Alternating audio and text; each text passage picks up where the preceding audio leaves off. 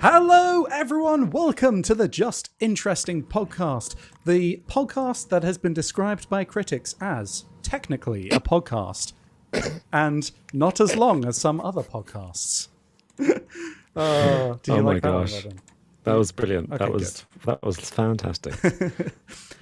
Today, we're going to be discussing one of the most audacious prison breaks in history. The real life story that inspired the movie Escape from Alcatraz.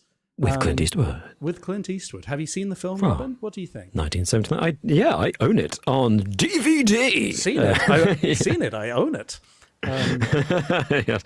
Do you notice how I film. Do you notice how I asked if you'd seen it first, and then immediately asked what you thought of it? Because I realised that's a stupid question. You've definitely seen it, and along with all other films. Guaranteed.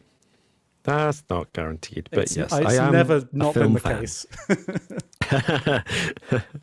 No, yeah. Have you seen it? I have, yeah.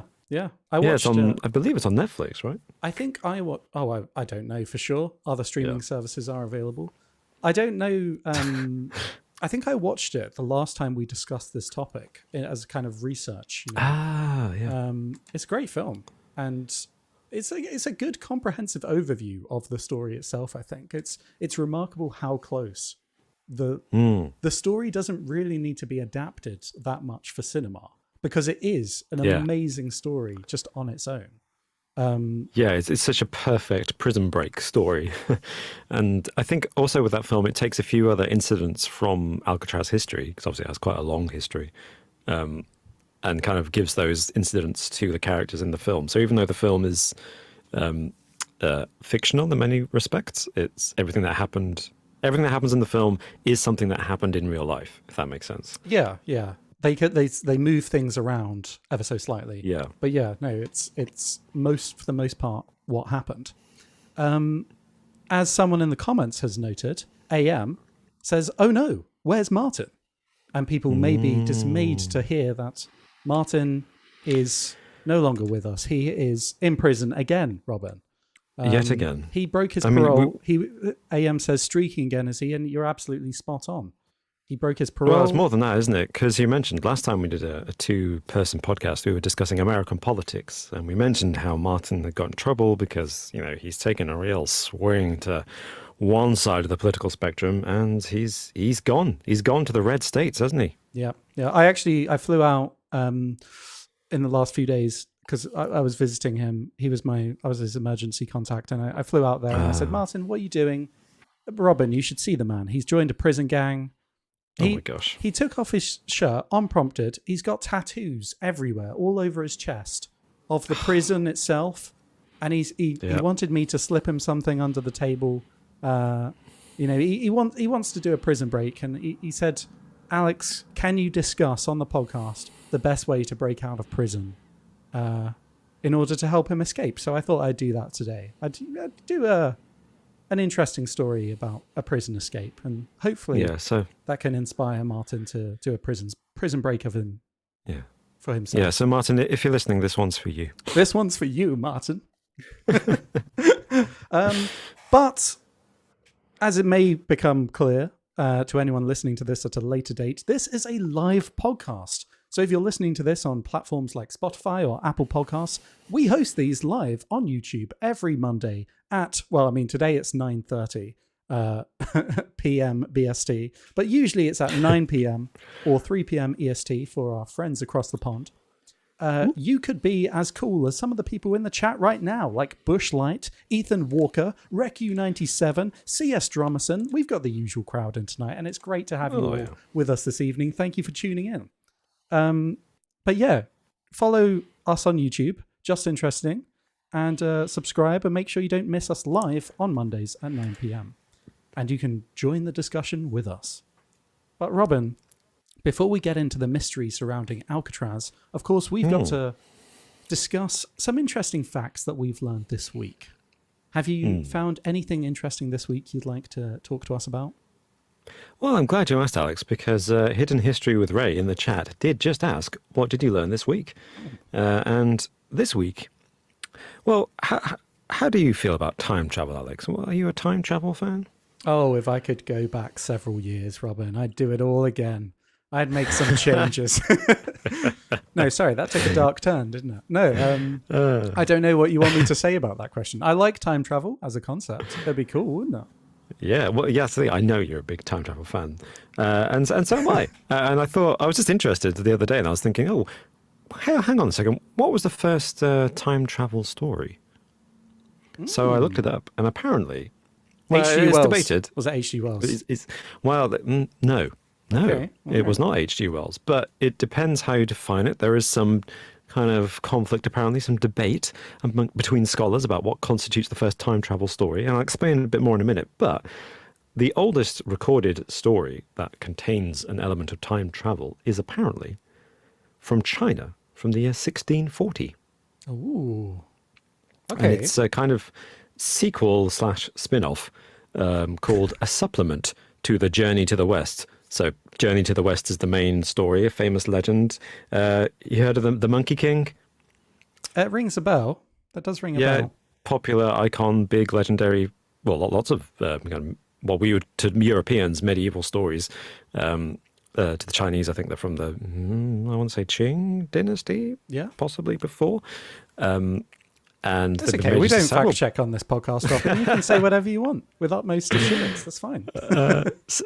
Several popular TV series have been made based on the Monkey King legend. Anyway, this kind of supplement to the Journey to the West, which is about the Monkey King, follows the adventure of the Monkey King, who is trapped in a dream world by the Qing fish demon, which is an embodiment of desire, who traps the Monkey King by putting him in this tower, this dream tower, and it's full of mirrors, and by walking through the mirrors, the Monkey King can go to different points in time.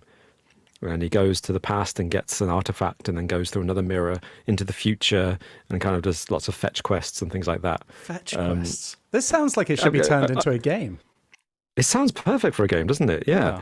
I'm being a bit reductive, and I'm insulting anyone who's read it and is a big fan of the culture. A bunch yeah, of that is people apparently just the sighed oldest- massively about you describing it as fetch quests. Yeah, I just insulted an entire fan base and continent. So that's apparently the earliest time travel story. But there is a wrinkle in time, you might nice. say, Yeah. which is that because it's a dream in this story, it's a dream. The demon has kind of cast a spell, and the Monkey King is dreaming that he can travel through time. And the whole point is that he has to wake himself up to get out of the dream so he can defeat the demon. A lot of people say that doesn't count as time travel because it's just a dream. And so the first time travel story, some people say, is closer to H.G. Wells's time. And in fact, our good friend Charles Dickens has a claim Oh, really? to one of the earliest time travel stories with, A Christmas Carol? a Christmas Carol, yeah. Wow. Because in that, Ebenezer Scrooge travels to his own past and witnesses the past. He can't change it, but he witnesses it. What he can do is he also travels to the future, of course, and spoiler alert for anyone who doesn't know the story. He sees a future for himself and changes it at the end of the story. So that's it's not the first, but it's a top contender for the first time travel story in terms of kind of pure sci-fi style time travel. You can change things, you can influence the course of events, kind of thing. Do you know what? I'm really surprised about that. Like, even when you said the story from China from the 16th century, did you say? 1640, yeah, 17th century. 17th century, sorry.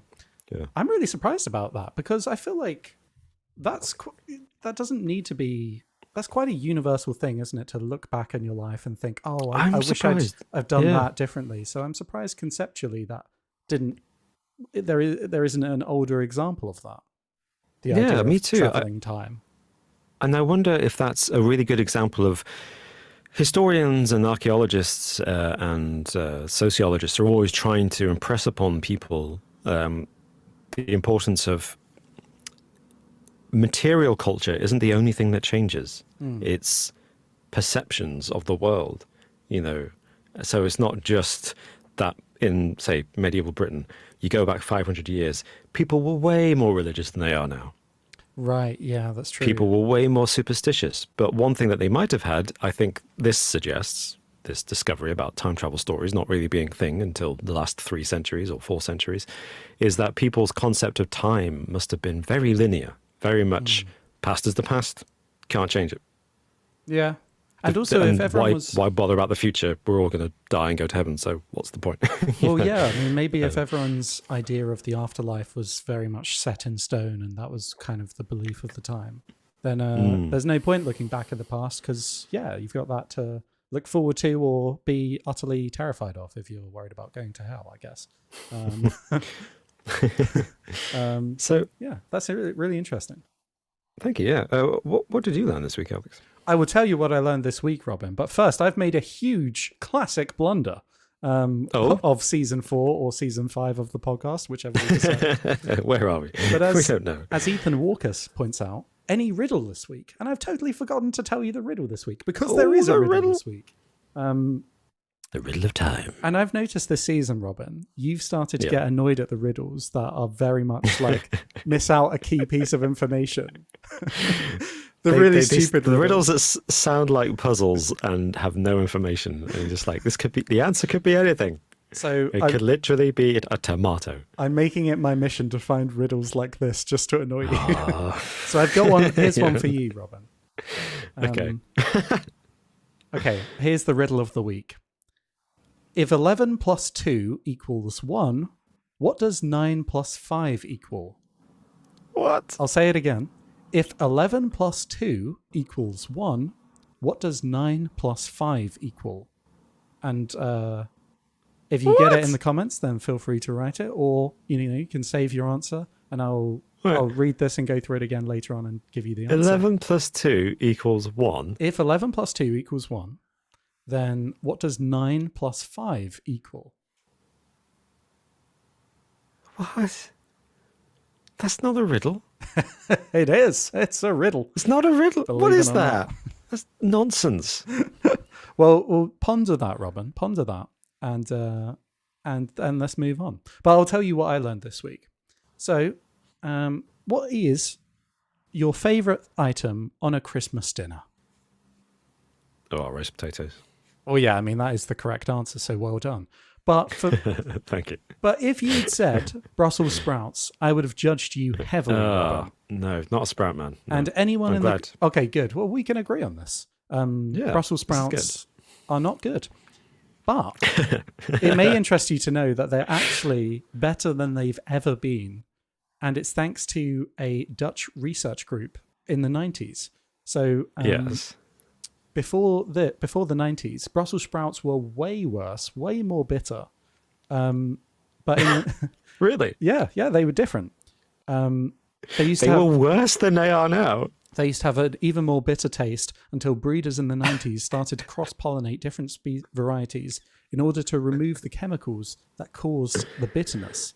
And this is why Brussels sprouts have kind of become way more popular in like culinary things. I've noticed them pop up a lot more in cookbooks and been on. Yes, they seem more readily available in the shops too, actually. Yeah. So this was all thanks to a Dutch scientist named Hans van Doorn, which is the most Dutch name I could possibly imagine. It's pretty pretty Dutch, yeah. He worked at a seed and chemical company called Novartis, and they figured out exactly which chemical compounds in Brussels sprouts made them bitter. And then they joined forces with a couple of other companies that sell Brussels sprout seeds and started pouring through the archives, looking for different varieties of Brussels sprouts, and eventually cross-pollinated the ones with the least bitter chemicals. Yeah. And yeah, this is what's kind of largely increased the popularity of Brussels sprouts today. So thanks, I guess. I mean, it's good that they are less bad than they once were, but come on, just give up. Just give up with them. I know, they're this still is not good.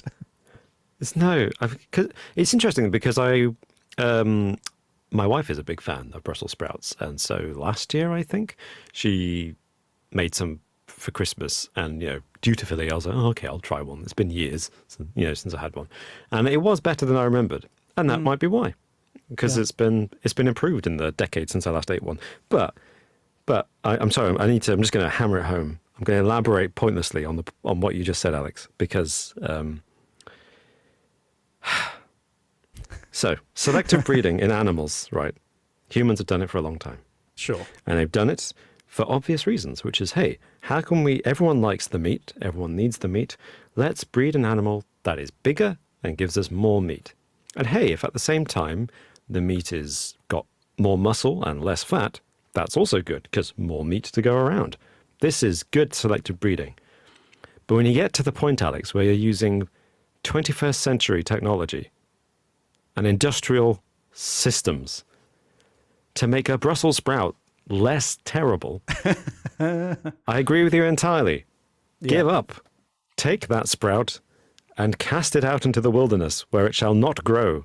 Throw it into the ocean and let it take over the seafloor. Let the algae and the lobsters and the crabs demolish the thing and eradicate its existence from the world. It's not my least favorite thing, but there's a horror story from Brussels sprouts. I think it's one of the reasons I didn't like them as a child. I didn't like them mainly because they taste horrible, but my dad loved them, except he told me a horror story that one Christmas when he was young, they're a poor family, so they used to go to the farmer's field and pick the Brussels sprouts, right? And they got them in one Christmas. I have a feeling this is going to be particularly bad. His mum cooked them all, served them all up, and Dad, just started eating them. Crunch, crunch, crunch. And then his mum said, "Don't eat them all at once. Cut them up and eat them." So Dad was like, "Oh, fine." So he cut one open, and it was hollow, and inside were flies. Oh no! Cooked flies, and he cut open all the others, and all his brothers did the same, and the whole crop had been infested with clearly maggots had been inside, and they'd grown into flies, and then they'd been cooked, and my dad had eaten 2 or 3 of them before he'd cut them open. Oh my God! And I was like, yeah. So yet another reason. That is absolutely horrendous, Robin. But look, I have to disagree with you on principle. Because yes, I agree. Like, it might seem crazy to use 21st tech to just make Brussels sprouts slightly less awful, but that's just a stepping stone, isn't it? Then they could make them taste like, hopefully down the line, they can make them taste amazing. Imagine if they made it taste like roast potatoes. Just then it's like more roast potatoes on the plate. That'd be great. And yeah, but I'd rather have just roast potatoes. Yeah. But this kind of technology has, I think tomatoes is the obvious example. Like originally tomatoes were like tiny, tiny little things, and they've massively increased the size and the yield of tomatoes thanks to technology like this. And that's kind of helping, that kind of principle is helping feed way more people across the world. I'm 100% in favor of the application of technology and selective breeding to get the most out of our crops. I just, when you put... Yep, sorry. Point made. I shall cease the ranting. You're like, do I want to die on this hill? I understand technology helping improve the lives of millions, but also Brussels sprouts still taste bad. Exactly. Oh dear. I just wanted to shout out Ryan Thurston in the comments. Says, my first time catching this live. Used to watch these videos in the old days. Been listening to the podcast, and you guys are doing amazing. Keep up the good work. Just thought that was a lovely. Oh, thank you, Ryan. Thanks, Ryan. Yeah, that's amazing. Thank you. But there you go. There's a little factoid about everyone's least favorite part of Christmas dinner: the Brussels sprouts. But let us know in the comments what you think of Brussels sprouts. If you like them, if they have a place at your table. Do you know what annoys me actually? When chefs are like, "Oh, people just don't cook them right." And then they cook them by like chopping them up and frying them in fat and oil and bacon and with like a massive amount of seasoning. And they're like, now it tastes good. Yeah, no surprise. No thanks to the Brussels sprouts. Like they are still awful. We've just masked their flavor in a bunch of nice things. That's the thing, It doesn't enhance the flavor of Brussels sprouts. It disguises the flavor. Yes. What are you doing? Yes. Ewan Lang in the chat says, can't beat a homegrown tomato. I agree. Do you grow your own tomatoes, Robin? Well, yeah, until recently. Obviously, it's winter now, but yeah, we've got 2 tomato plants. Hey. Oh, good And for as you. you just said, they yield more, and they do. They go nuts, man. Yeah, no, they do. Tomatoes. Yeah. It's fantastic. Yeah. Started it during lockdown. One of those classic. We're at home all the time. Let's grow some plants. Let's grow something that gives us food. We did as well. Actually, we planted tomatoes, but they died very quickly. Ah. We do not sorry. have a green thumb. We were like, oh no, the plant is dry. If only there was something that we could do about this. Why does this keep happening? Why does it keep tomato. dying? They need a lot of water and plant feed. Tomato plants. Yeah. Yeah. They're quite the guzzlers. Yeah. Rocket Summer in the comments says, what have you done with Martin? And I just want to clear this up because you've replied to the chat in text, Robin, saying he's in a better place. And I just want to emphasize he's not in a better place. He's in prison. And hence why we wanted to talk about prison escapes in this episode. Exactly. Ooh, nice segue. I like that. Well, actually, do you know what? I've segued to that. But first, I do want to address comments of the week. Ooh. Do you have an interesting comment that you'd like to raise from the past week or in the live chat? Yeah, I've got a couple actually. From our last podcast, which was about Room 101 in George Orwell's 1984, his novel, 1984. And the couple of short ones, so if you don't mind, I'll read them both out. Alan Haff. Okay, fine. Choose your favourite and stick to that. No, it's fine. That's more the merrier. Well, Alan Haff said, I read the book 1984 at school in the 1970s, and I thought it was a fantasy, which I thought was interesting. As in, yeah, I mean, genuine question. Oh, do you mean naive fantasy summer child? Yeah, exactly. Do you mean fantasy in the genre? Because if you do, then I hope you recognise that it's not fantasy now. It's science fiction. Or do you mean that in the I thought this could never happen? And of course, yes.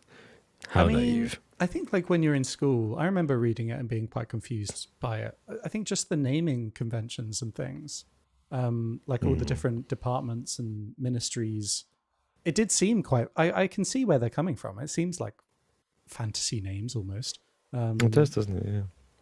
But yeah. I mean, I don't know. It depends when you read it in school, I guess, whether you would catch on to a lot of the themes in that book.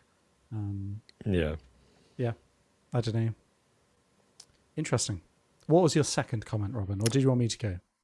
No, I'm happy to go now. Yeah, it was by Tracy Tron on the same video, saying, I presume, having not watched the video, commented, this is about cancel culture, isn't it? Yeah, no, pee off. That's called the consequences of your actions. I'm so sorry, Robin. What podcast did you say this was from, or video? This was from our video about George Orwell's 1984. Oh, it was. Oh, okay. Yeah. Right. Interesting. And yeah, exactly. I wanted to bring that up because I thank you, Tracy Tron, for commenting. But please elaborate on that comment, either by replying to that comment on the video or by telling us in response to this video. What did you mean by that? Because I don't think we ever mentioned cancel culture. And I mean, in fairness to Tracy, I did want to cancel a lot of things in that episode. I wanted to cancel a lot of things and add them to my personal Room 101. That's true. The things you're putting into Room 101 was very much the world. Yeah. Well, no, just most of it. Yeah, sure. But I do agree with that. I mean, I kind of do agree with that in principle. Do we want to get into that now? That feels like it's a whole other thing. But it could be a thorny. Robin, cancel culture. Summarize it in one sentence. Go for it. Sometimes it's earned, sometimes it isn't. But you think it exists? Oh, you mean? Oh, I see. I see. I was just culture. okay. Yeah. No, I see what you mean. I don't know. Dead air. It's a tough one. It definitely. Some people have done stuff that, consequences of your actions. Yeah, if you do something, you deserve to be what's the word? Ostracized and called out, and that's not the same as that got labeled as cancel culture, I believe, by the people who knew that they could get cancelled because they shared those very unpleasant views. However, there is also still something of a bandwagon, I guess. I don't know if you feel this way. Sometimes people say things on social media and there's a very strong response, and you're just like, hold on a second, everyone in the world. Pause and read what this person said and look at the words. They're not actually saying what you think they're saying. Sounds like you're about to defend Kanye West, Robin. No. Let's I don't really understand. Let's cancel it. The stream's ending. We're cancelled. Yeah. I'm privileged and lucky enough to be on the side of cancel culture that perpetrates it, I guess. As in, I'm very much the whole like, yes, I don't want to hear from Donald Trump. I don't want to hear from Kanye West. I don't want to hear from... although now they're all back on Twitter, aren't they? Everyone's back now. And some people, you're just like, yeah, please get cancelled. I'm going to move on, Robin, but this was enlightening. And I think you asked a very tricky question. Yeah, I did, and I'm very sorry. I think many you set people up the trap, and I fell straight into it. I think many people would agree with what you're saying, though. Kat Hales in the chat says, cancel culture doesn't exist, it's just consequences. And I think you're kind of maybe saying a bit of that, but also like there's bandwagoning on social media and you lose a bit of nuance. There's two sides to every story, and maybe you lose that kind of nuance in social media aspect. Is that... I hate to put words in your mouth, but is that... No, thank you. That was a very good summary. The only thing I would remove from that summary of what I said was two sides to every story. That there isn't. Sometimes people just say racist things. Well, and there's no side to that. Yeah. Okay. Yeah. Just saying. Yeah. But in that, and I'm sure you think that too. I know you think that because I know that you've called Martin out so many times for the outrageously prejudiced things that he says. Yeah, I mean, maybe one day he'll be allowed his Twitter account back, but who knows? Who knows? Only time will tell. He's been in touch with Elon, and things are looking promising. But he's just got to stop posting vile things, I guess. He just really should. Yeah. But if you would like to follow us on Twitter while it's still active anyway, feel free. I'm at JustAlexing. I'm at AllTimeRobin. And if you would like to follow Martin when his account is back online, I believe it is Martinteresting. At Martin, yeah, Martinteresting, yeah. Or you can follow the channel at JInterestingYT. Yeah, I do wonder. I mean, it's kind of all died down recently. The whole Twitter being shut down, but maybe our handles will be updated to something more relevant in the future. I might just put I don't know. I don't know what I'd put, to be honest. I don't really do socials apart from those two. There are a few others that were mentioned. I know people were talking about Mastodon, but it seems incredibly complicated. Yeah. I contemplated joining Mastodon when there was the great exodus, but I'd never heard of it before. And then it's a weird way to build a social network, isn't it? Let's make people pick their specialist's server. Yeah, like this is your board game server, this is your video game server. You have to pick the one you want to join. I'm like, wow, way to pigeonhole people. Yeah, it's very strange. Of interesting. Yeah. And the other one, Hive. I think I've heard of Hive, but I don't know at all about how that works. Yeah, I've heard that's quite a good one actually. So that could be a successor. Who knows? We'll look into it. But Robin, I did think what yours could be, if you did want to change your tag. You're too nice to say it, but I want to say it for you. Could be Mr. Robin Reads himself. Robin Reads audiobooks, is it, on YouTube? Thank you. Yes, thank you. If anyone is not aware, you can listen to Robin's dulcet tones reading you bedtime stories for free on YouTube at Robin Reads audiobooks. Thank you. Yeah. I've done a Christmas Carol. If anyone wants to listen to a Christmas Carol, it's seasonal. And I take requests. I'm not saying I read your requests. I take them.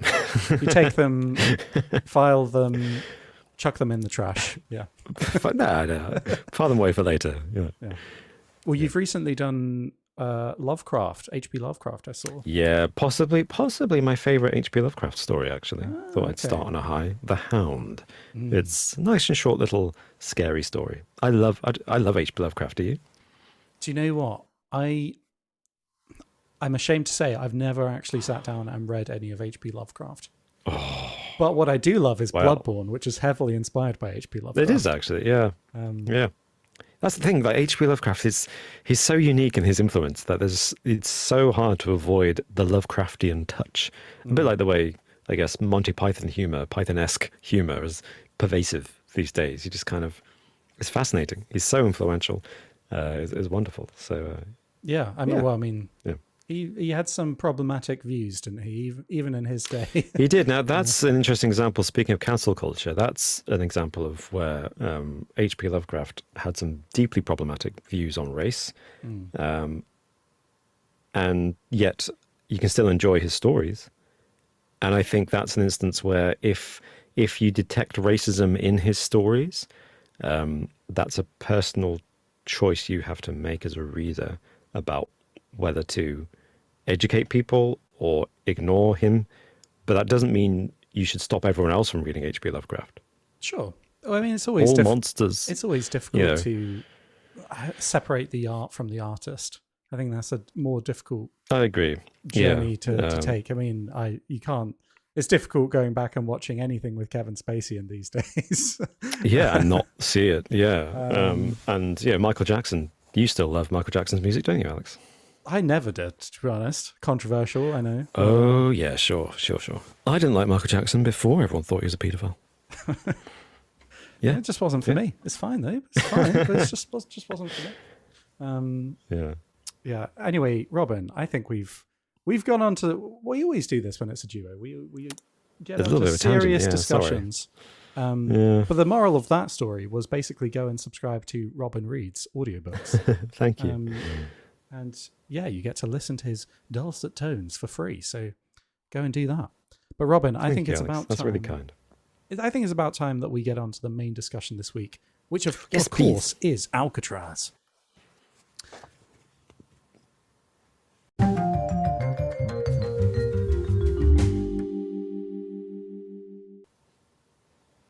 Okay, so a little bit of background.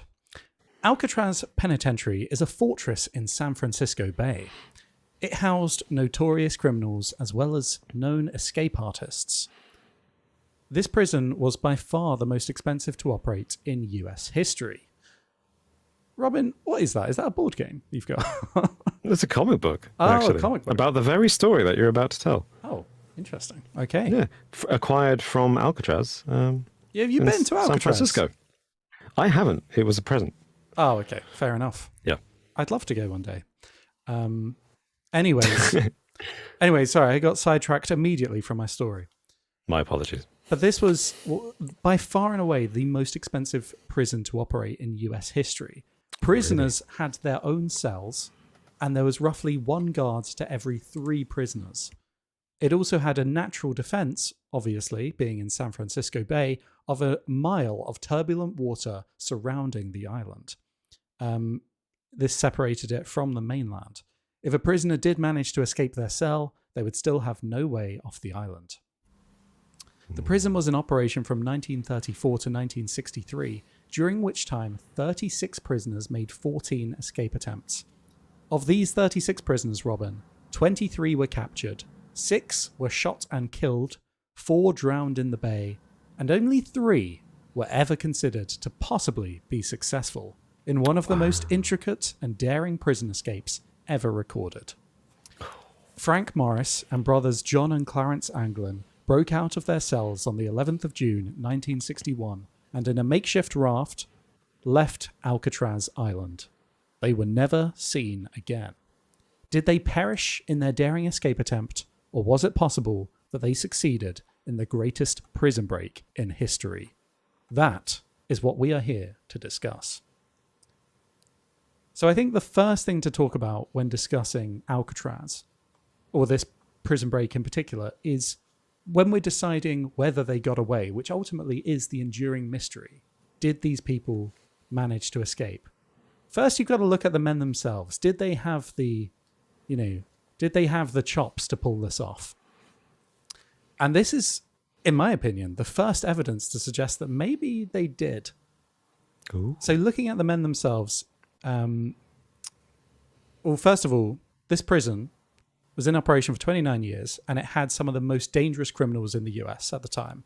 It housed Al Capone, George Machine Gun Kelly, a man called Alvin Creepy Karpis, which is an amazing nickname to have. Imagine that.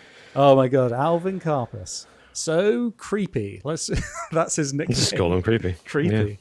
Yeah. He was one of only 6 people in history to be officially named public enemy number 1. Oh, really? But as well as housing these extremely dangerous criminals, this prison also housed prisoners with a history of making daring escapes. And so these men, Frank Morris, had been in and out of jail since he was a teenager from crimes ranging from narcotic possession to armed robbery, and he had previously escaped from Louisiana State Penitentiary. So he's already got prison breaks on his resume. He's already done this before. That helps, yeah. Also, he ranked in the top 2% of Americans in intelligence with an IQ of 133. He's a smart cookie. He's a smart man. And when he was stationed at Alcatraz, his cell was in close proximity to John and Clarence Anglin, who he had known from previous stays in prison and who had also tried, although unsuccessfully, to break out of Atlanta prison. So, that seems like a smart idea, doesn't it? Let's house all the people. It doesn't seem like the smartest thing to do. Yeah. Let's house all the people that have broken out of prisons or tried to in the same block of cells. That sounds like a good idea, doesn't it? Had they not heard of The Great Escape from World War II? Come on. The movie came out in 1963. Well, no, that's after this time then. So no, they hadn't seen The Great Escape, Robin. They didn't know. But yes, so in December 1961, these men, along with a man called Alan West, who was also in a cell block close to them, began planning an escape. Mm-hmm. So phase 1 of their plan, as you may imagine, was simply getting out of their cell. You can't escape from prison if you're still stuck in your cell, Robin. That's just, makes physics. Sense. Yeah. So their focus was drawn to the air vents on the wall in each prisoner's cell. They used discarded saw blades and cutlery from the canteen to chip away at the walls surrounding their air vents cover to widen the gap. So imagine an air vent on the wall with a cover over it. They used whatever they could find to gradually make this wall outline a little bit larger so they could remove the air vent and escape through to a maintenance corridor. And this is what they did. They even managed to make a rudimentary power drill to help with this process using a discarded vacuum engine, which is amazing. What? Amazingly ingenious, you would say. Yeah. How did they... I'm genuinely fascinated that the guards didn't notice them. They must have smuggled these things into their cells, right? It's interesting how many kind of workshops they had in this prison. They had clothes making, shoes making, repair workshops. They put the prisoners to work basically, and I think it was in those operations, when prisoners were vacuuming and stuff, they were able to acquire these materials. But you're interesting. It's interesting to know, how did they get away with this? This must have caused quite a lot of commotion. And the answer to that is that they did all of this whilst the prison was having... They did all of this during the prison's music hour. And Frank Morris played his accordion to drown out their noise. This prison... Oh, wonderful. This prison sounds lovely, Robin. They've got music hour. They've got workshops you can attend. It sounds lovely. They got vacuum cleaners. They've all got their own cell. They put you with your friends who you tried to escape with before. Your friends. Well, John and Clarence were brothers, and they didn't think to separate them. They were like, you can be next to each other. That's fine. Yeah, brothers hate each other. They'll never work together. So they managed to do this over several months and made it to the maintenance corridor. But this was just the first step of the plan. Okay. Once they removed the air vent cover, they could leave their cells and access this rarely used maintenance corridor, which led them to a vacant top level of their cell block, which is where phase 2 would begin. Ooh. You see, Robin, escaping Alcatraz prison is actually kind of the easy part. Oh. Making it to the mainland of the island without drowning in the fast-flowing currents of the bay, that is the real challenge. And that is what they had to overcome. And this is where they did it. So over the next 6 months, the men gradually constructed a 6 by 14-foot rubber raft made out of more than 50 prison raincoats that the men had stolen or just, collected from the other prisoners. So again, a huge amount of materials that they've been able to steal or collect without the guards must have been like, where's everyone's coats disappearing to? Yeah. I mean, firstly, I'm impressed that the prisoners got raincoats, because I'd have thought... I'm intrigued, rather, because I'd have thought in bad weather, just put the prisoners inside. Why are the prisoners outside in bad weather? It's kind of interesting. I guess they have to have their day, their exercise, regardless of the weather, and that's why they got the raincoats? I don't know. But also, do you say 40 raincoats? They managed to... Over 50. Over 50 raincoats. Over 50 raincoats. Wow. And you couldn't do that today, could you? Because back then, the raincoats were made of rubber, weren't they? So they're really proper. Yeah. And what was it? They would float and they would be waterproof. Today's raincoats made of... Yeah. I don't know what they're made of, like nylon, stuff like that. They wouldn't be nearly as effective. Yeah, I guess not. But you may be wondering how they knew how to make this, because they didn't just stitch them together. This had to be airtight. So, that's a good point. Yes. So it was actually in this amazing 5-star luxury prison, they also had a library with books. But the guards made sure to censor these books with any information that could be useful to having a getaway. May I interject? Sure. That's the first sensible thing it sounds like this prison did. The first thing you've mentioned that sounds sensible. What, censor some books? Censoring the books from stuff that could be useful to the prisoners. So far it's been like, we'll give them all these tools, give them access, we'll give them bloody raincoats, we'll put all the friends next to each other, it's like put the escapists next to each other. It's like they were begging for one of them to succeed, Yeah. Okay. But, I mean, as C.S. Dromerson just pointed out in the comments, why would the officers be so worried about them? Alcatraz was inescapable. Who cares if some missing coats and tools escape? It's not like anyone is going to escape. And yeah, I mean, that's probably what the guards were thinking at the time. Like, they can almost be, take it easy. No one's going to escape the prison. How are they going to get away? Yeah, of course. Yeah. But anyway, it was in a magazine that they found in the library that the guards had missed because they didn't think this would have any kind of relevance, but it involved a section on vulcanizing rubber.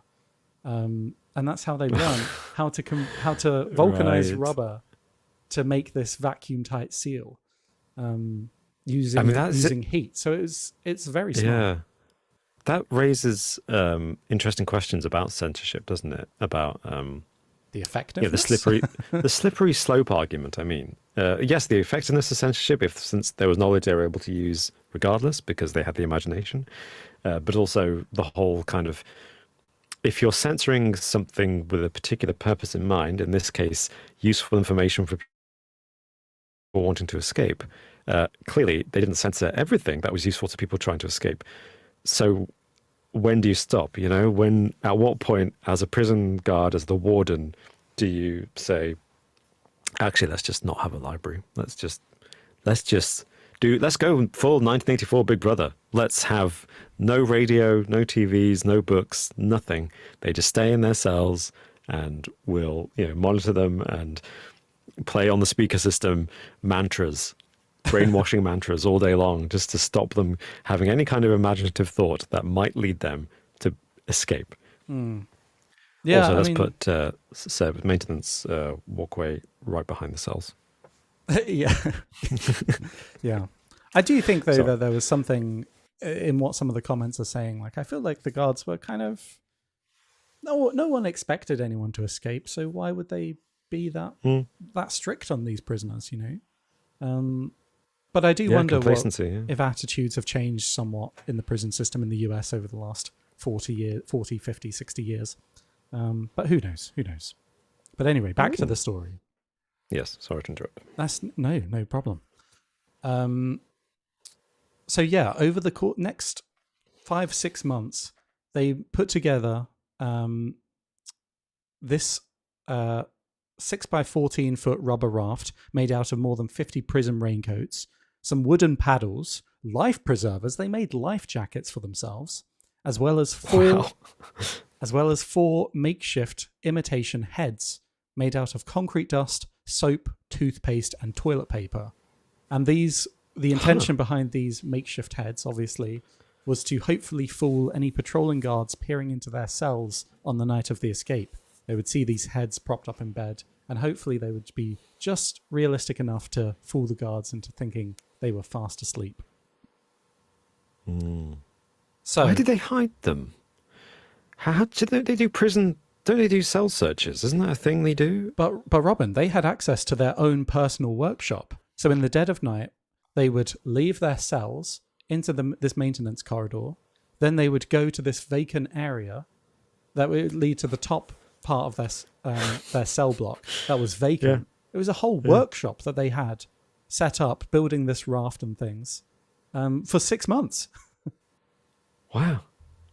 No one checked on them. Amazing. Absolutely incredible. And then after they'd built all of these things, phase 2 was complete. The only thing left to do was to carry out the plan. So on the 11th of June, 1961, John, Clarence, and Frank all left their cells via the air vent while, positioning their makeshift heads. Unfortunately, Alan couldn't remove the vent from his cell in time. The kind of gap that he'd made, or this fake area of wall that they'd all put up. So when the guards did check their cells, it didn't look like the air vent they'd ripped it off the wall. They'd made like a makeshift wall part. Is that making sense? I think so. Yeah, like a dummy wall. Yeah, on Alan's one that was slipping, so he'd reinforced it with concrete. But unfortunately, what that meant was he couldn't actually get out of his cell. He remade the cell wall, and he made it too strong, basically. And they when they were outside in the maintenance corridor, they were actually kicking at his vent. They were trying their best to help him, but sadly they couldn't get it. They couldn't get it off, and they had to leave him behind. That's actually kind of nice to hear that they did try to get him out. I feel like, the classic image of prisoners is, no honor amongst thieves kind of thing. Yeah, they tried. If you fall behind, you're left behind. Yeah. Obviously they did leave him behind, but at least they tried. Eventually they did. He did actually make it out of his cell, but by that time it was too late and the men had already left. So they used a ventilation shaft from this maintenance corridor, which led them to the roof of the prison. Once on the roof, they shimmied down a pipe, evaded guard patrols, climbed over 2 barbed wire fences, and gradually made their way to the northwest of the island, which was the least kind of well-guarded part of the island. Yeah. And from here, they inflated their raft, put on their life preservers, and set off into the night. And unfortunately, Robin, this is where the story moves into speculation territory. Oh. Because obviously they were never seen again. There was some evidence that cropped up from this, but we don't know what happened to the men ultimately. But according to Alan West, who remained behind, they were attempting to reach the closest landmass to Alcatraz Island, which is called Angel Island, which is just to the north of San Francisco Bay, I think. Right. From here, they intended to burglarize a clothes store and all go their separate ways. However, no burglaries were reported in this area after the escape took place, leading many people to believe that they must have perished in the rough waters of San Francisco Bay. I'm sure you're familiar with this from the last time we spoke about this, Robin, but there are very strong currents in San Francisco Bay that all lead out to the ocean. It's a really interesting type of current stream that goes into San Francisco Bay. The waters kind of all, with tremendous amounts of force, kind of evacuate the bay out into the ocean, and then it all comes back eventually. But it's not easy to go against the currents, basically. And Mythbusters, the TV show, they attempted to get to Angel Island, or tried to see if it would be possible to get to Angel Island in their own makeshift raft, And they couldn't get to Angel Island, but they did get to Horseshoe Bay, which is downstream, basically, from Angel Island. But if they'd rowed directly north, then the current would have led them to Horseshoe Bay, which is just like right before you go through the Golden Gate Bridge, basically. Yeah. On the north side, I think. Uh-huh. And so it was possible to get to land. The Mythbusters did prove that. But interestingly, a few days after this, when it was discovered that they were missing, patrols did find a life vest, a paddle, a wallet from one of the men, and the remains of the raft were recovered from different areas of the bay, but no bodies were ever discovered. So it's unknown what happened to the men. What's your personal thoughts? I think I feel a similar way about this as I do about DB Cooper, Yeah.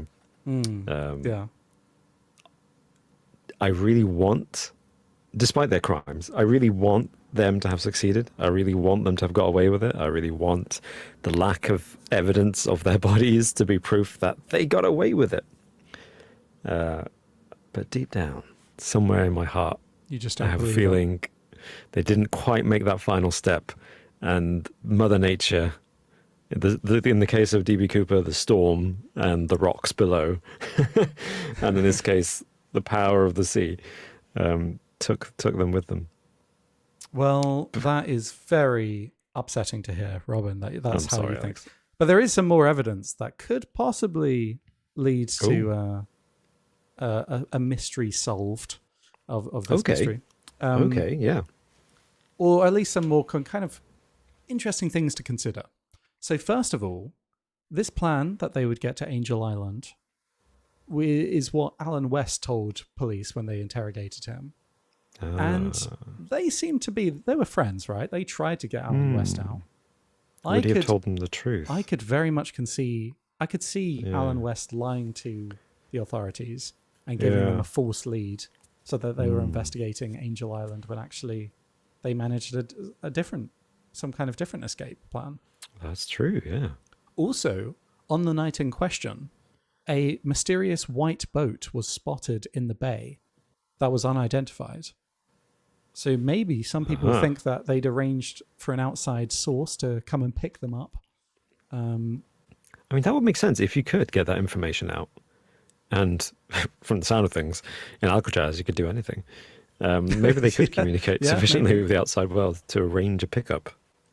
Arrange a pickup on a specific day in question. Which would also explain their hurry, right? Because, I mean, on the night that you're going to escape, you want to do it. You don't really want to go back into your cells and say, okay, we'll do it tomorrow, lads. But they left the other guy behind, And I feel like if there weren't a sense of urgency, maybe the sense of urgency was that they had arranged a pickup for that night. And they're like, it's now or never. Yeah. Spiffing in the chat says, an off-duty cop saw a white boat around 10 p.m. in the water from Marina Green. And what we do know is that the men actually on their way out of the prison were making a big ruckus. And apparently a guard heard at around 10:30 p.m. a massive loud bang on the roof. Right. And he must have just been, it's just the wind. But actually it's thought that this is them opening the kind of grate to the roof. They made a massive loud noise. Just imagine that. You're them. You're trying to be careful, and then you just make this smashing noise, and you just and then nothing. Okay, let's go. 6 months. 6 months nearly down the drain just because you made a loud bang. Yeah, because you got that guard from the movies. That guy's like does that over the shoulder kind of. What was that? Yeah, nothing, and then walks on. Oh my gosh. Sorry, I know we've presented a very limited scope, but this story does sound like Alcatraz is not not a great place. Not a great. Well, I mean, it was like they were dying for one of them to finally actually escape. The guards were willing them on almost. What do you need? Do you want a speedboat? We can get you a speedboat. Yeah, Yeah, the warden's like Sign telling up. all the guards that, now remember, leave the keys to the ignition of the speedboat in in the speedboat. Sign up to I want that thing fundamentals. fully fueled. Yeah, we offer tons of classes. Here's lockpicking 101, fundamentals of swimming, how to make a great disguise. Yeah. And today is papier-mâché heads. But as the Mythbusters said in their episode when they were concluding it, they did manage to make it to land, but they said the most compelling reason the men didn't escape from the prison is that you would have assumed that there would have been sightings of them since then. Right? Yeah. You would have assumed that how could they just drop off the radar? They would have been sighted at some point. Yeah. I don't know. I'm not. I was going to say maybe it's different now, but I personally wouldn't know a criminal who escaped from prison if I saw them in the street. Yeah, true. Yeah. Yeah. Well, what if I Anyway, told sorry. you that there could have been sightings, though, Robin? Oh my gosh! The plot thickens. So the nephews of John and Clarence Anglin still believe that they survived the ordeal and escaped to Brazil. And in 2016, they presented a photo to the FBI, allegedly taken in 1975, showing the two brothers working on a farm in Brazil. And they claimed the photo was taken by a family friend called Fred Brizzi, who was a man known for his connections to the criminal underworld. He was a drug smuggler. He could have been the person that collected them from the bay in this mysterious white boat, possibly, and took them down to Brazil. And interestingly, a forensic expert who compared the faces to their mugshots said that they were very likely the same men, which to that's me, very compelling. that's pretty compelling. And in addition to the photographs, the nephews also claimed that the mother of the two brothers received Christmas cards with their signatures for 3 consecutive years after the escape. So that's also pretty interesting. Well, there are two possibilities with that one, Alex. Yeah. Either they did escape and they sent Christmas cards, or before the night of the escape, they arranged. They did a Doc Brown in Back to the Future, like 3 Christmas cards, not to be delivered until Christmas 63, 64, 65. Brilliant. And using the amazing postal facilities at the prison, Yes. they were able to future date those. Yeah, exactly. Was that the only communication anyone had from them? Just those Christmas cards? I believe so, and they would send flowers on their mother's birthday, apparently, according to these nephews. But what's interesting is that the cards apparently just said like from John in them kind of thing. Okay. They didn't have anything kind of personal information in there. It said, to mother from John, Merry Christmas. I don't know. Yeah. You'd think that they would include a more personal message or something that only they would know, so that she would know for sure that it was definitely them. Yeah, it's interesting, isn't it? Unless they relied solely on her recognizing their handwriting. That's possible as well. It's an interesting one. I don't know if I would have the ability to resist writing something more personal in that situation. It's a weird, because if you're committed to laying low and stopping the authorities from tracing you down, the fact that you've taken the step to send a Christmas card to your relatives, you're already breaking that commitment to laying low. So you might as well go a bit further. Yeah, right. Exactly. If you're gonna do it, you may as well go the whole way. Also, interestingly, when their mother died, apparently two unrecognized, abnormally large women who were unusually dressed were apparently spotted at her funeral and stayed for the service, but then left very promptly, leading some to suspect that the men came and cross-dressed at their mother's funeral. I'm not sure if I buy into that necessarily, and there's very limited evidence for that claim, to be fair. There is also recent evidence from 2015 That was Oh, quite yeah. compelling, I thought.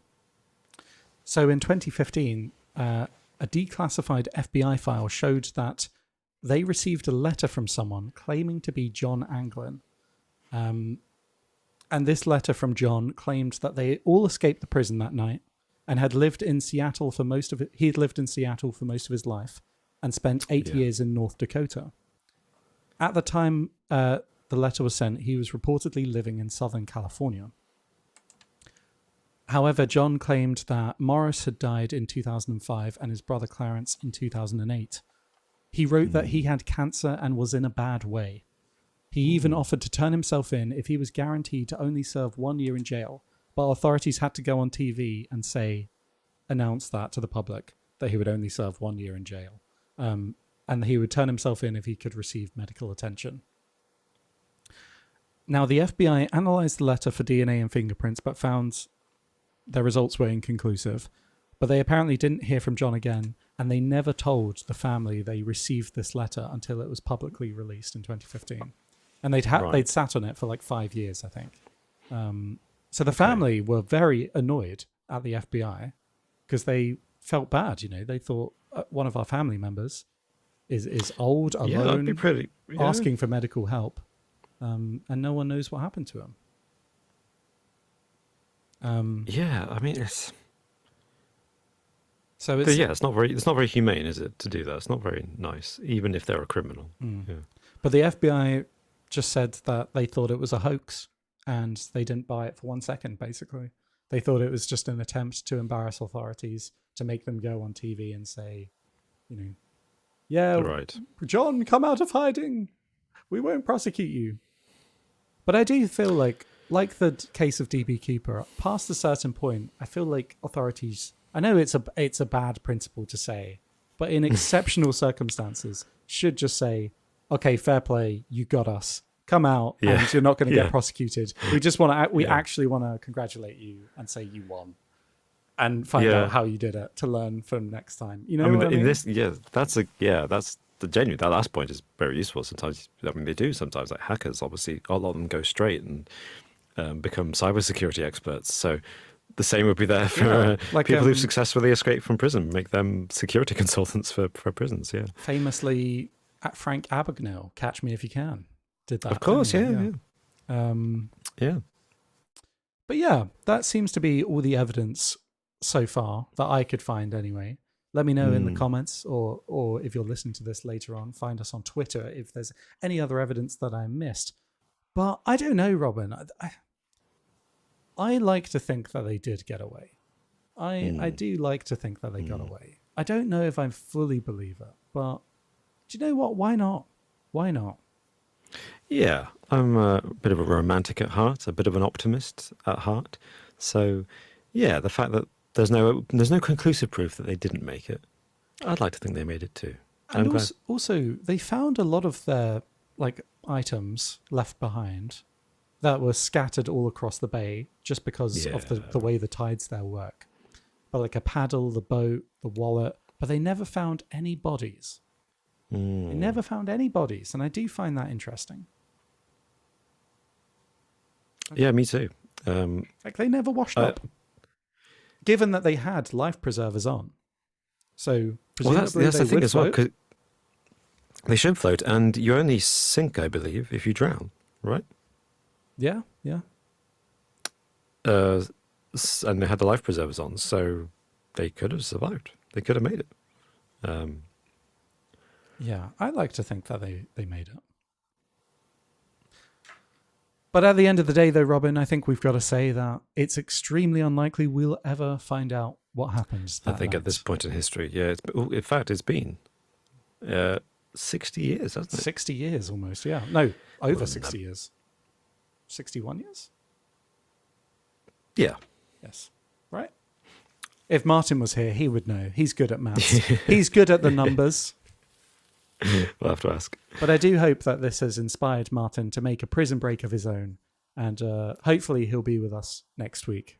If you found yourself in the situation in Alcatraz, Alex, or the modern equivalent, do you think you'd have the wherewithal to escape? How long am I in prison for?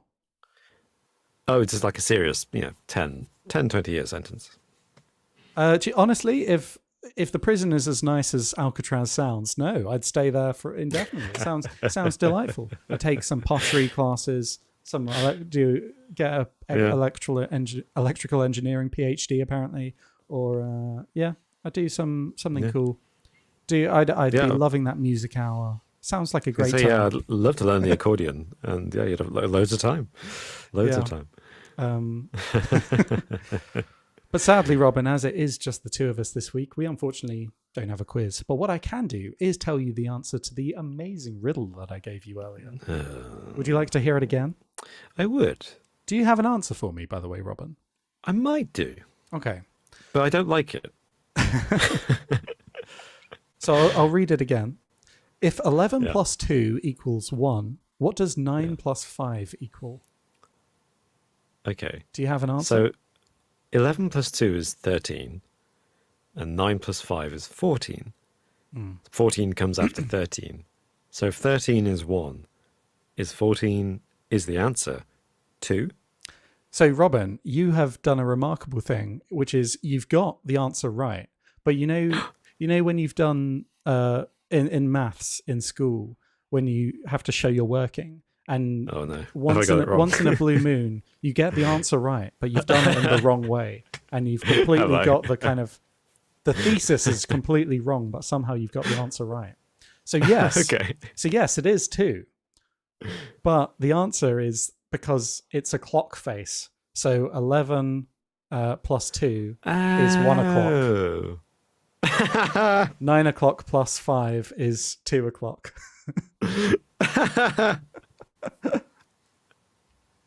As C.S. Drummerson says in the comments, task failed successfully. But yes, that was the riddle this week. Well done, Robin, and well done to a few. I think a few people did get that in the comments. I don't know if they did the same reasoning that you did, though, Robin, or if they got that it was meant to be a clock face. But yeah, that was the riddle this week. So. I would never have guessed the clock thing. See, if the numbers were different, maybe I would have. Does that work for every single? I don't know. Do they all add up that way? I'm now very intrigued. Have to work this out. But also that, Alex. See, this is what's ridiculous about these types of riddles. I got the methodology completely wrong.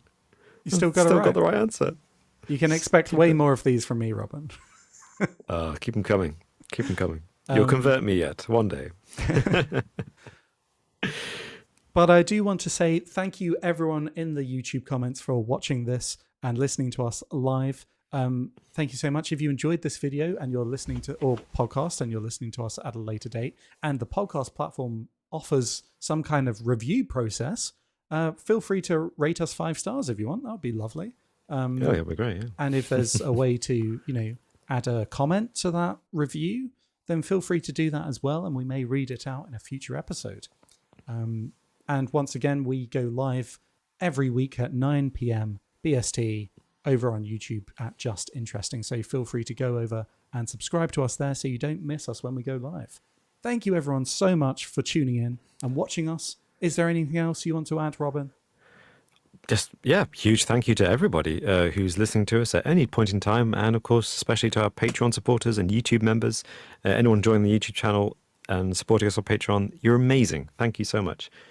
Indeed. Thank you, everyone, so much for watching, and thank you again to our Patreon supporters and YouTube members. You guys are the best, and we will see you guys next time.